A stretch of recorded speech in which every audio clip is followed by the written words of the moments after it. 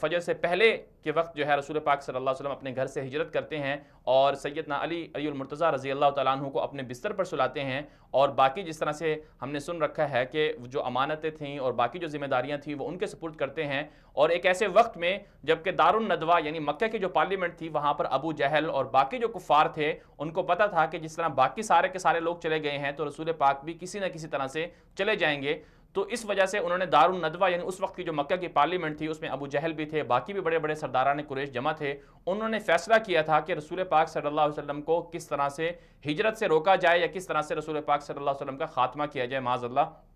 تو روایات میں تو یہ بھی ملتا ہے کہ ایک شیطان کی شکل میں ایک شخص آیا تھا اور اس نے یہ ان کو مشورہ دیا تھا کہ تمام کے تمام جو قبائل ہیں قریش کے ان میں سے جو ایک ایک بندے کو منتخب کریں کہ وہ رسول پاک صلی اللہ علیہ وسلم کا محاصرہ کریں اور انہیں نعوذ باللہ قتل کر دیں، تو یہ مشورہ ہوا تھا اور اس پہ سب کا اتفاق بھی ہو گیا تھا، لیکن جب وہ سیدنا علی جب وہ رسول پاک صلی اللہ علیہ وسلم کے گھر کے پاس پہنچے تو اس وقت اللہ تعالیٰ نے ایک ایسا معجزہ کیا کہ رسول پاک صلی اللہ علیہ وسلم اور حضرت ابوبکر صدیق رضی اللہ تعالیٰ عنہ وہاں سے وہ نکل جاتے ہیں، لیکن کفار مکہ ان کو نہیں دیکھ پاتے۔ یہی وجہ ہے کہ سورۃ یاسین کے اندر اللہ تعالیٰ نے اس پورے منظر کو واقعے کو اس کی منظر کشی بھی کی ہے۔ اللہ تعالیٰ نے فرمایا کہ وَجَعَلْنَا مِن بَيْنِ أَيْدِيهِمْ سَدًّا وَمِن خَلْفِهِمْ سَدًّا فَأَغْشَيْنَاهُمْ فَهُمْ لَا يُبْصِرُونَ کہ ہم نے ان کے آگے پیچھے رکاوٹ کھڑی کر دی تھی اور ہم نے ان کو ڈھانپ لیا تھا اور وہ کچھ نہیں دیکھ رہے تھے، یعنی مشرکین کو کچھ نظر نہیں آ رہا تھا۔ پھر اس کے بعد یہ سفر شروع ہوتا ہے اور رسول پاک صلی اللہ علیہ وسلم نے 3 دن قیام کیا غار ثور کے اندر،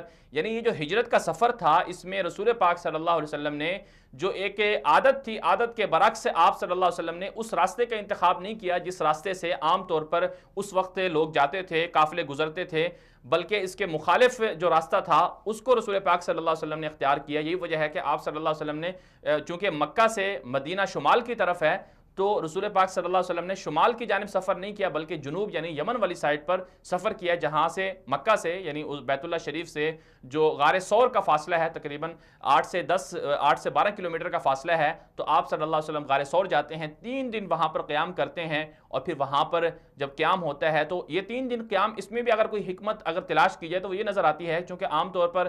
کفار کو پتہ تھا کہ رسول پاک صلی اللہ علیہ وسلم نے مدینے جانا ہے تو ان کا محاصرہ کریں، تو اس لیے آپ صلی اللہ علیہ وسلم نے اس وقت یہی طے کیا کہ چونکہ ابھی حالات باہر کے سازگار نہیں ہیں، 3 دن تک عام طور پر یہ گھومیں گے، راستہ تلاش کریں گے، اور مکہ اور مدینے کا فاصلہ بھی 3 دن کا تھا اس وقت، تو اس لیے آپ صلی اللہ علیہ وسلم نے مکہ میں سکونت اختیار کی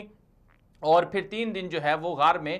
روپوش رہے۔ پھر وہاں پر جو پورا کا پورا معاملہ ہوا کہ جس کفار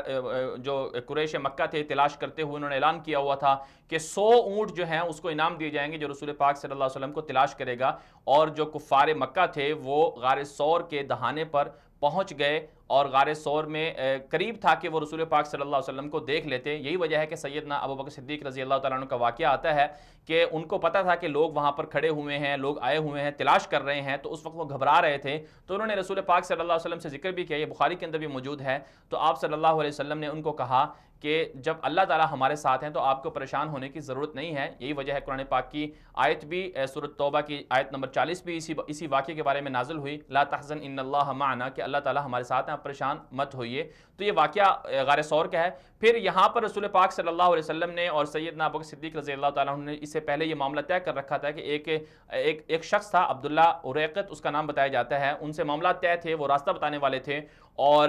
ان کے ذریعے سے پھر مدینہ پہنچنا تھا۔ وہ ایک ایسے راستے سے رسول پاک صلی اللہ علیہ وسلم کو لے کر جانا تھا انہوں نے جو راستہ عام طور پر لوگوں کے استعمال میں نہیں تھا۔ یہی وجہ ہے کہ 3 دن کے بعد جو ہے وہ وہاں غار ثور سے نکلتے ہیں، پھر سفر شروع ہوتا ہے اور اس راستے سے ہٹ کر سفر شروع ہوتا ہے جو اس وقت کا معروف راستہ تھا، اور یہ راستہ جو روایات کے اندر جو لوگوں نے اس کا اندازہ لگایا ہے کہ عام طور پر 460 کلومیٹر فاصلہ تھا مکہ سے مدینے کا، تو لیکن رسول پاک صلی اللہ علیہ وسلم نے اس کے برعکس 500 کلومیٹر کا فاصلہ طے کیا اور پھر رسول پاک صلی اللہ علیہ وسلم مدینہ پہنچے۔ اور اس پورے کے جو غار ثور کے اندر جس طرح سے وہاں 3 دن قیام رہا تو وہاں پر کھانا کس نے دیا، تو حضرت اسماء رضی اللہ تعالیٰ عنہا جو حضرت ابو صدیق کی بیٹی تھی، حضرت عائشہ رضی اللہ تعالیٰ عنہ کی بڑی بہن تھی وہ، اور ساتھ میں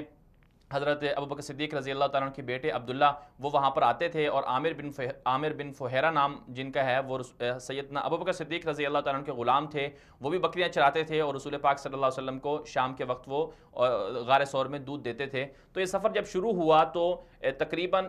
جو 3 سے 5 دن کا جو واقعات ملتے ہیں کہ 3 سے 5 دن کے اندر رسول پاک صلی اللہ علیہ وسلم مکہ سے مدینہ پہنچے۔